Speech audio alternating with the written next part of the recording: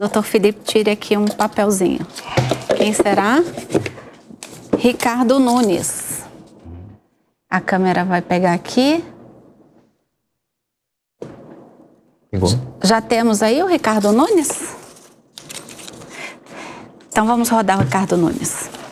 Olha, a saúde para as pessoas, como os demais itens, segurança, educação, mas a tua pergunta sobre saúde, a gente só vai ter saúde para as pessoas se tiver a saúde financeira da cidade. Porque custa muito dinheiro, todas as áreas.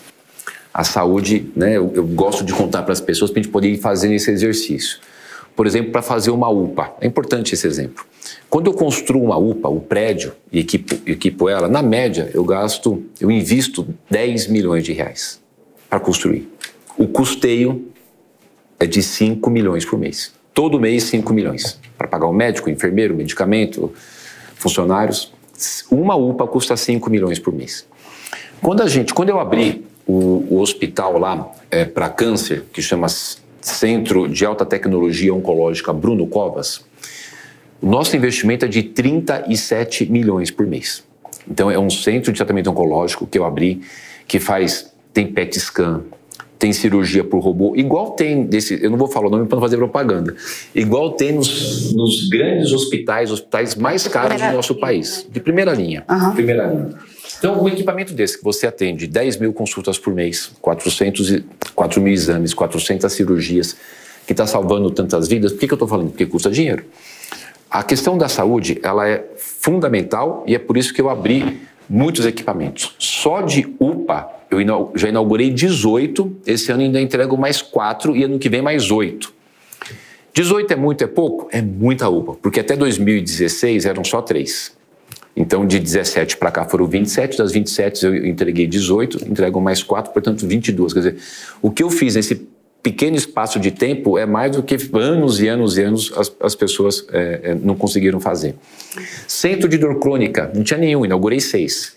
Agora tem algo fundamental nessa questão da atenção básica primária.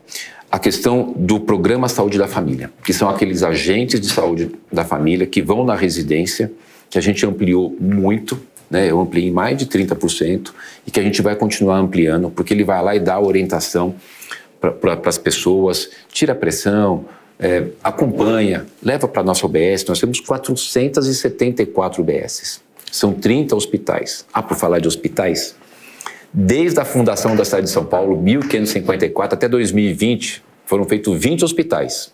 Hoje são 30. Bruno Covas e eu abrimos 10 hospitais. Olha o quanto a gente conseguiu avançar. É lógico que falta muita coisa, né?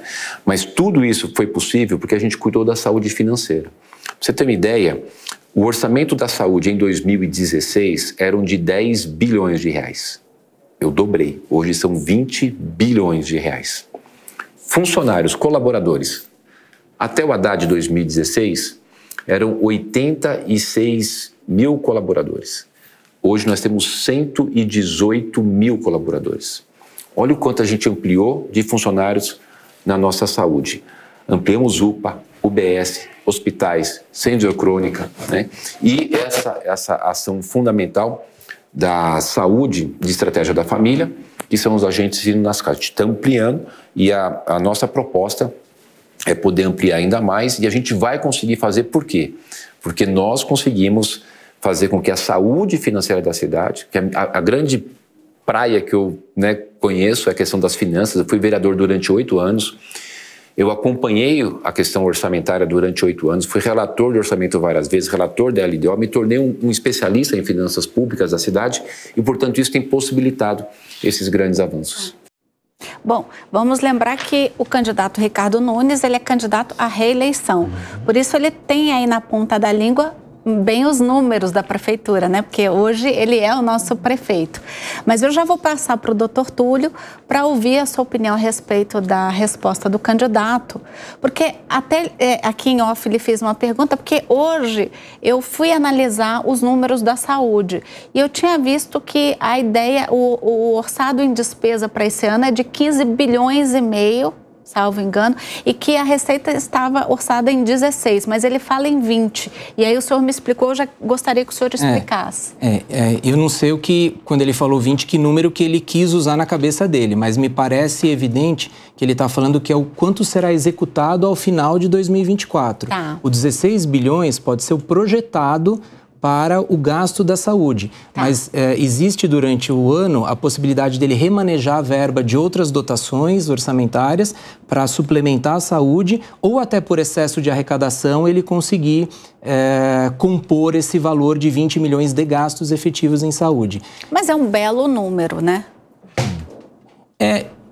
É um belo número e eu entendo que ele está correto quando ele se preocupa com o orçamento. Realmente, a saúde é muito cara, então é preciso ter uma saúde financeira eficiente para que possa fazer frente a esses gastos.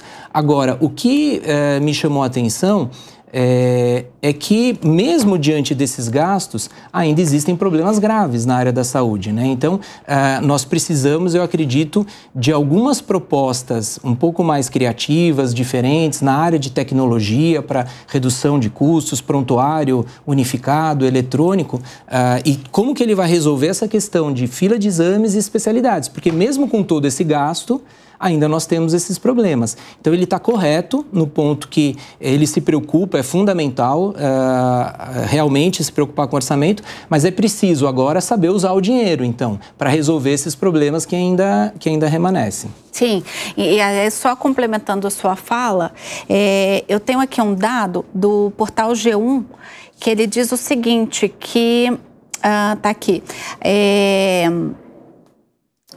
dados do Sistema Único da Saúde mostram que a procura por tratamento do câncer na cidade de São Paulo é 2 vezes maior do que o número de vagas. Isso é um dado do portal de notícias do G1 do ano passado, mas que está bem próximo. Então, você tem aí o dobro da demanda do que pode ser ofertado, né? Não estou aqui dizendo que isso é um erro ou alguma ineficácia da prefeitura, mas a gente tem uma demanda muito grande no serviço de oncologia e por isso eu já quero até passar a palavra para a doutora Carla a respeito desse assunto e da proposta do candidato. Igual o professor Túlio falou, que se a gente pensa, a ideia é boa, ele tem muitos projetos, já tem muito gasto com isso, mas a gente tem que pensar quando ele fala do Bruno Covas, do hospital, ele já é um hospital terciário. Muitas pessoas não chegam ali. Então, se já não está chegando, eu preciso voltar naquela atenção primária, né? Que eu preciso fazer os meus exames de rotina que não estão sendo feitos para eu conseguir chegar no Bruno Covas, chegar no ICESP, chegar na Unifesp, enfim. Porque como ele é um serviço terciário, né? Que a gente chama de CONCAN, eu não consigo chegar lá se eu não tiver a biópsia, que a gente falou no assunto anterior. Entendi. Eu não consigo chegar se eu não tiver um ultrassom, um exame básico, né?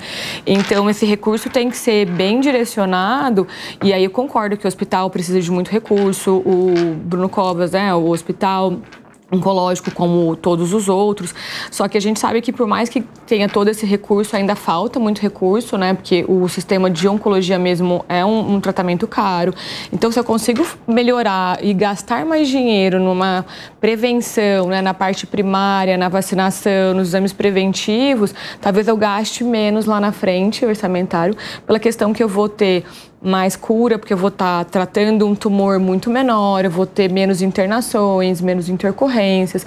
Então, acho que a ideia, né, que ele falou do candidato aqui, e mostrar tudo que tem, é muito interessante, porque a gente também precisa saber o quanto isso foi feito na nossa cidade, o quanto cresceu. Quanto evoluímos. Evoluímos, né? Exato, e muitas vezes a gente não tem essa noção, né? A gente que está na área, a gente trabalha, a gente tem noção, porque a gente consegue ver essa... Mas quem não tem, às vezes não consegue entender, mas eu acho que dá pra gente melhorar nisso e remanejar esse recurso, porque tá ficando muito deficitário aqui e os pacientes estão chegando com tratamentos que a gente vai fazer, talvez igual você falou, não é mais curativo, a oncologia não pode esperar, né? Então eu preciso que a atenção primária precise de uma atenção para a gente conseguir chegar lá e gastar menos e tratar mais e curar mais os pacientes.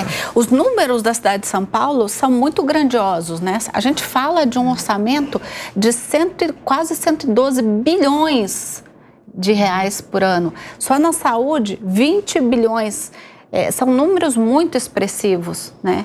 E aí eu queria lhe ouvir, doutor Felipe, sobre a resposta aí do candidato Ricardo Nunes nessa questão que ponderou aí do aumento dos UPAs e do hospital.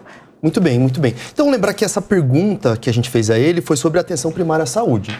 Ele foi a primeira pessoa a falar sobre o Programa de Saúde da Família. O Programa de Saúde da Família é uma forma de prevenção primária, é uma forma de promover a saúde na comunidade onde esse programa atua. Esse Programa da Saúde da Família precisa ter uma hierarquia de serviço que é uma UBS ou é um ambulatório médico de especialidade. Porque esse Programa de Saúde da Família vai um médico, vai um enfermeiro, vai um terapeuta ocupacional, vai um psicólogo, vai o agente da saúde da família para acompanhar o dia a dia desses pacientes. Caso necessário, eles são encaminhados à UBS, ou ao AME, ou à UPA. O candidato falou muito de UPA. UPA é a unidade de pronto atendimento para atender urgência. Você vai na UPA hoje, ela vai estar lotada de poucas urgências, de muita coisa que não é urgência, que deveria ter sido atendida em outro tipo de infraestrutura. Dá um exemplo para nós, doutor, só para a gente visualizar o que o senhor está dizendo. Porque assim, a unidade de pronto atendimento é uma porta aberta para atender aqueles... É um pronto-socorro. É um pronto-socorro. Tá. É outro nome. Tá. Só que neste pronto-socorro é um pronto-socorro simples, que está na periferia, não tem, na maior parte das vezes, centro cirúrgico, exames complicados e tudo mais.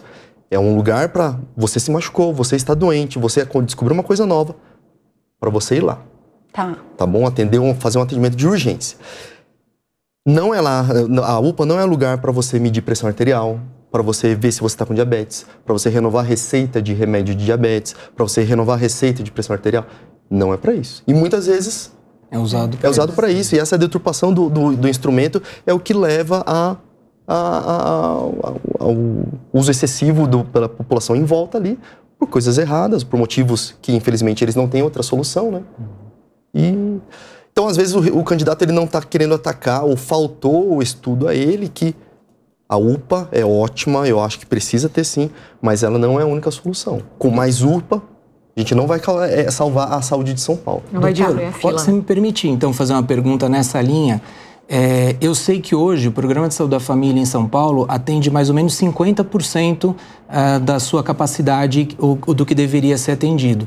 Então, de repente, a ideia do saber gastar, né, o dinheiro que é investido. Não seria muito mais eficiente expandir o Programa de Saúde da Família, em vez de gastar com algumas outras coisas? Eu sei que tudo é necessário, mas ela não provoca no final um resultado melhor, mais eficiente, uma economia até melhor. Custa menos também, né? Não custa menos no final. Diz que tem um trabalho da Organização Mundial de Saúde que a cada ação preventiva são 7 vezes menos que se gasta Porque assim, quando eu atuo, ou eu invisto, ou eu gasto em saúde primária ou em prevenção primária, eu estou falando para o paciente ou para o cidadão fazer exercício hoje. Tem que fazer exercício todo dia. Isso vai surtir algum efeito? Não vai surtir nenhum efeito hoje. Se ele continuar com a rotina de atividade física, isso vai surtir efeito daqui a anos, quando esse paciente começar a envelhecer. Quando esse paciente não ficar em sobrepeso, não ficar diabético, não ficar com coisas... E essas coisas demoram anos, e aí, infelizmente, a nossa sociedade ela não observa isso. Sim. Mas é preciso fazer, né? Financeiramente, com certeza, a gente já sabe que a prevenção primária ela é muito mais barata do que você ficar tratando doenças que você não tratou porque você não diagnosticou antes. Sim. E já vou passar, então, a palavra para o Dr. Lucas para a gente ir para o próximo candidato.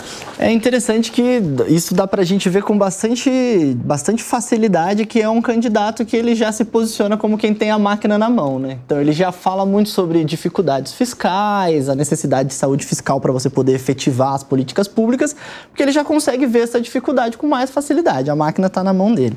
E aí vem a questão, é um belo número?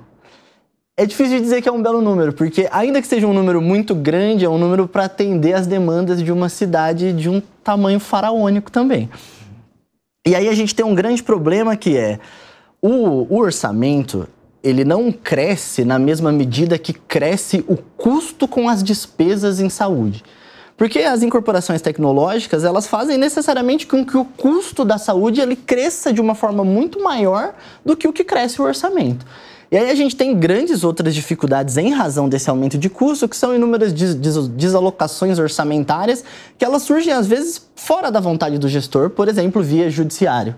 Porque existem possibilidades de tutela da saúde que podem não estar dentro do contexto do SUS e elas vão ser conferidas ao paciente.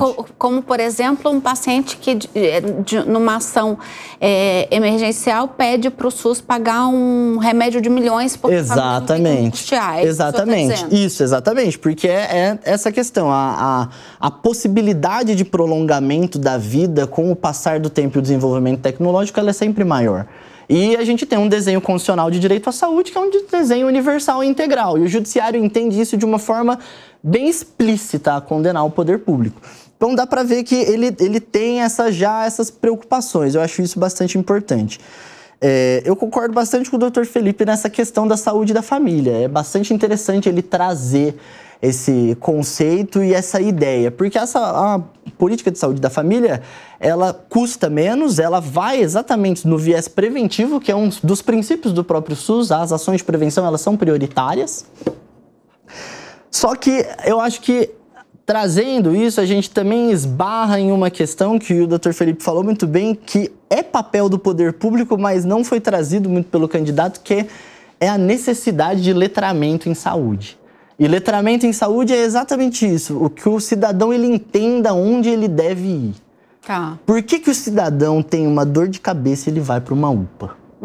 Esse dever de letramento em saúde, ele é do poder público. Tá. E saber aonde buscar. Saber onde buscar, saber qual que é a diferença. Por exemplo, o cidadão ele sabe que UPA e UBS são 2 equipamentos públicos de saúde do SUS. Qual ele tem que ir em qual momento? Entendi. E isso é inequivocamente um papel do poder público. Um dos princípios do SUS é, inclusive, a educação em matéria de saúde. E isso é um viés preventivo importantíssimo. Sim. E a gente vê que falta. E são coisas que a gente nota que tem pouco dinheiro, o cobertor é curto? Sim, o cobertor é curto, as necessidades são infinitas. E é por isso que a gente precisa gastar bem. Sim. E aí, vez ou outra, equipamentos por si só não são suficientes para trazer exatamente um resultado que seja suficiente e a contento. Tá. Acho que isso falta um pouquinho, mas dá para ver que a noção de que o cobertor é curto, o candidato tem. Exatamente. Dá para notar. Muito rapidamente, só ilustrando... Enquanto isso, eu vou pedir já para a doutora Carla ir sorteando o terceiro. O que o doutor Lucas falou, só um dado que simboliza muito bem o que o doutor falou, é o seguinte: essa rúbrica para atender as ações judiciais, que é um gasto relevante... Bastante relevante. No planejamento para a lei orçamentária anual de 2024, tinha sido previsto R$175 mil apenas para isso. Sabe que isso é absolutamente ínfimo. Então, o que acontece ao longo do orçamento? 2 coisas que retratam. Primeiro, que os recursos são limitadíssimos, porque não sobrou nada para reservar aqui, porque a boa gestão diria o seguinte: vamos reservar alguns bons milhões aqui, porque nós teremos gasto com as ações judiciais. Não foi possível reservar. Então, mostra que a saúde já está no sufoco financeiro. Esse é um dado interessantíssimo, né? E segundo, que essa falta de previsão causa depois desencaixe orçamentário e venha prejudicar o aumento do programa de saúde da família, por exemplo.